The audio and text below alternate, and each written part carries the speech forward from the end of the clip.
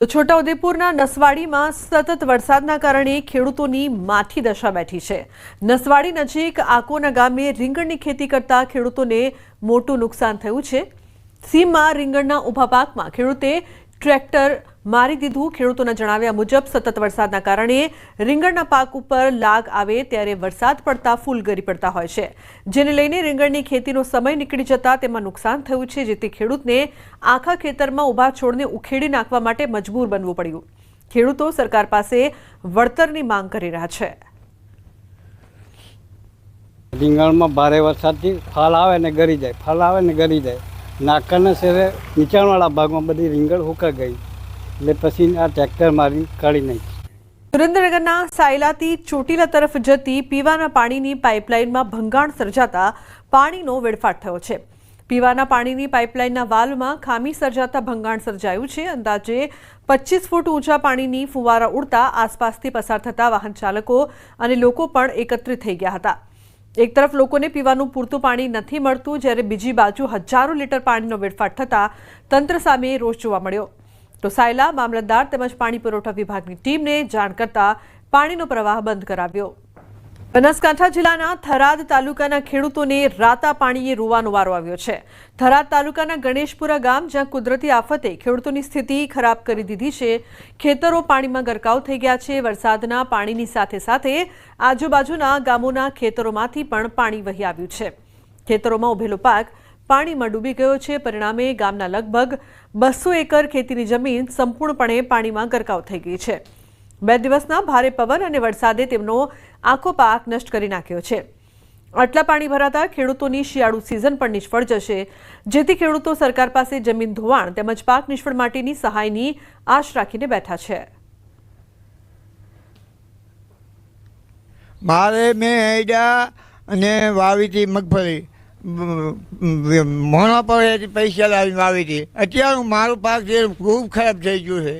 કોઈ હાલત નહીં। ભરૂદર શેપડાનું પાણી આવ્યું છે, કોઈ રાખ્યું નહીં। ખૂબ ખરાબ થઈ ગયું, કોઈ હાલત નથી મારી। કોઈ ખાસ સારો કોઈ રાખ્યો નથી, માલ પશુ નથી, અને ખરાબ હાલત આવી ગઈ છે। પાણી મેં વર્ષોથી ખેતી કરવા કદી આવ્યું નથી। કોણ સાલે કોઈ પાણી આવ્યું છે, કોઈ સાહેબ કોઈ રાખ્યું જ નથી। હવે ઘણો માલે અત્યારે ભૂખ્યો ઊભો છે અને પાણીમાંથી વાળવા દવરાતું નથી। ખારું દૂધ પાણી છે, આની મારી વ્યવસ્થા હવે સરકાર સરી જે કરે સરી પરિસ્થિતિ એટલે અત્યારે મારે કોઈ હાલત છે જ નહીં। ખાવા પીવાનું મકને કોઈ નથી। ઢોરોના ખોટા બોલાઈ ગયા છે। અમે મનખાના ક્ષેત્રમાંથી પાણી લાવીને પીવાવાળા, મનખાના ક્ષેત્રમાંથી ઘાસ લાવીને નાખવાવાળા, કશું નથી અમારું 2025 રૂપિયા પપાઈયા તો એ કોઈ ભજ્યું નથી, બધું બળી ગયું છે। વડોદર એ બાદનો સૌપુરાથી ગણેશપુરામાં પાણી અમારા હાલ ખેતરોમાં પાણી હેડે છે, ગુડોહમો અને આખું જમીન ધોવાઈ ગઈ છે। પાક નિષ્ફળ થઈ ગયો છે। મકાનોને બધી કોઈ ડેમેજ થઈ ગયા છે આજની તારીખમાં, બધા મકાન। એના સિવાય કે અમને સરકાર જોડે એક જ માંગ છે કે અમને પાક નિષ્ફળ અને જમીન ધોવાણ બંનેનું સંપૂર્ણપણે વળતર આવે એવી મારી અપેક્ષા છે। વરસાદ આવ્યો, આખી ખેતી ભરાઈ ગઈ હતી અને એનાથી પાક તો બધો નિષ્ફળ હતો જ, પણ ત્યારે સો ઉપરાંત વડોદરનું બંને ગામોના પાણી જ્યારે આવ્યા ત્યારે અમારા ગામની લગભગ 200 એકર જેટલી જમીન હાલ પાણીની ભરલ પડી છે। પાણી અત્યારે 8 ફૂટ સુધી આવે છે અને સરકાર શ્રીને વિનંતી છે કોઈ કરીને કાં તો આનો નિકાલ તો થઈ શકે એવો નથી, પણ 4 ખેત પાકોના રજીસ્ટ્રેશનની પ્રક્રિયા ચાલી રહી છે, ત્યારે ખેડૂતોને મગફળીનું રજીસ્ટ્રેશન રદ થયું હોવાના મેસેજ મળી રહ્યા છે। રાજકોટ જિલ્લા ખેતીવાડી અધિકારીના જણાવ્યા પ્રમાણે જે ખેડૂતોએ રજીસ્ટ્રેશન કરાવ્યું છે તેમનું સેટેલાઇટ સર્વે અને ડિજિટલ ક્રોપ સર્વે દ્વારા ચકાસણી કરવામાં આવી રહી છે।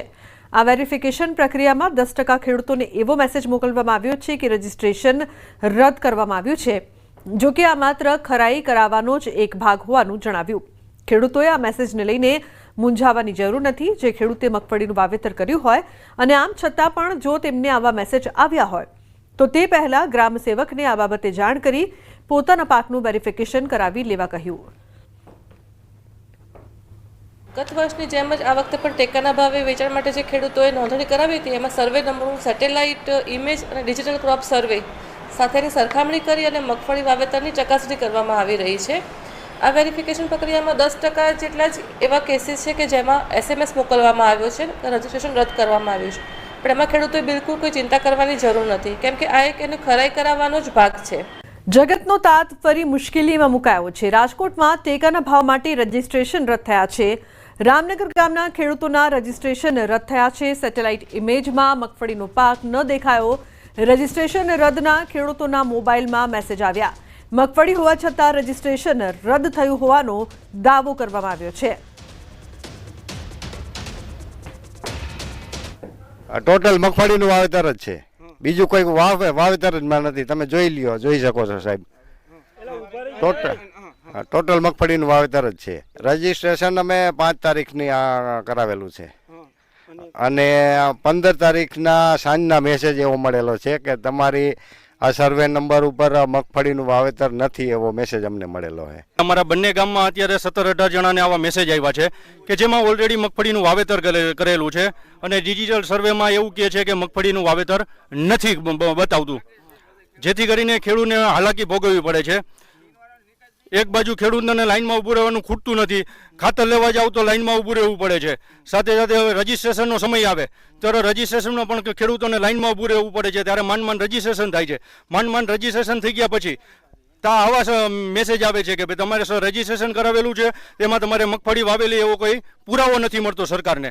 મારે 13 વીઘામાં ઓલરેડી મગફળી જ વાવેલી છે અને એવો મેસેજ આવ્યો કે સેટેલાઇટથી કે તમારે મગફળીનું વાવેતર નથી એમ.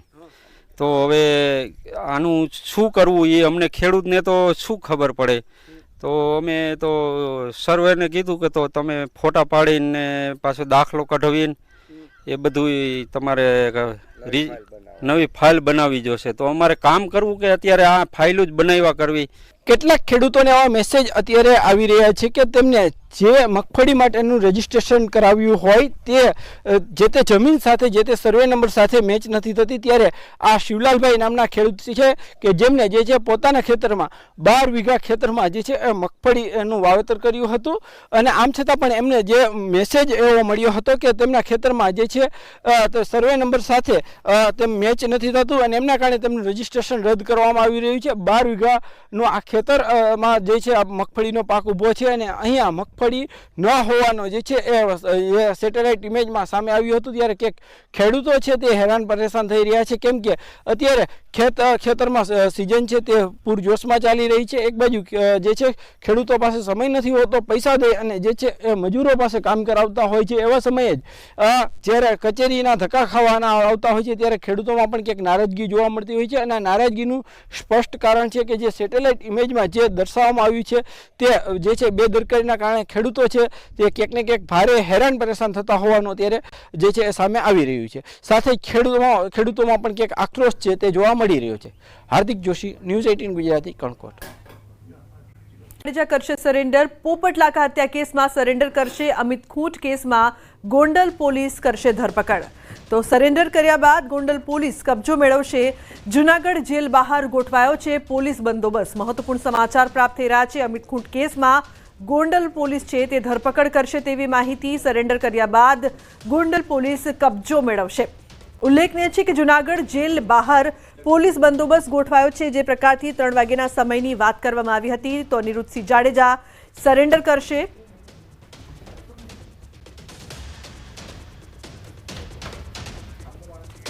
તો સંવાદદાતા અંકિત પોપટ લાઈવ જોડાયા છે વધુ માહિતી આપવા માટે. તેમની પાસેથી વધુ માહિતી લઈએ. અંકિત, જે પ્રકારથી ક્યારે સરેન્ડર કરશે તેને લઈને જૂનાગઢ જેલ બહાર પોલીસ બંદોબસ્ત પણ ગોઠવાયો છે. અનિરુદ્ધસિંહ જાડેજાની રાહ જોવામાં આવી રહી છે. શું વધુ માહિતી, શું વધુ અપડેટ?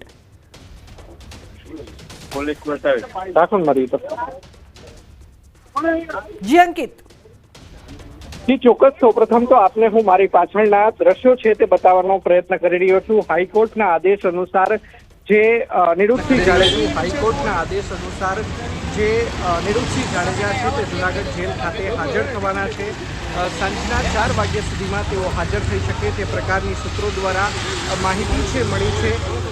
જૂનાગઢ જેલની બહાર અત્યારે ચુસ્ત પોલીસ બંદોબસ્ત છે તે પણ ગોઠવી દેવામાં આવ્યો છે. હાલ જોઈ શકાય છે કે જૂનાગઢ લોકલ ક્રાઇમ બ્રાન્ચ સાથોસાથ વાત કરવામાં આવે તો સ્થાનિક પોલીસ સહિતની ટીમ છે તે હાલ અત્યારે ઘટના સ્થળે આવી ચૂકી છે.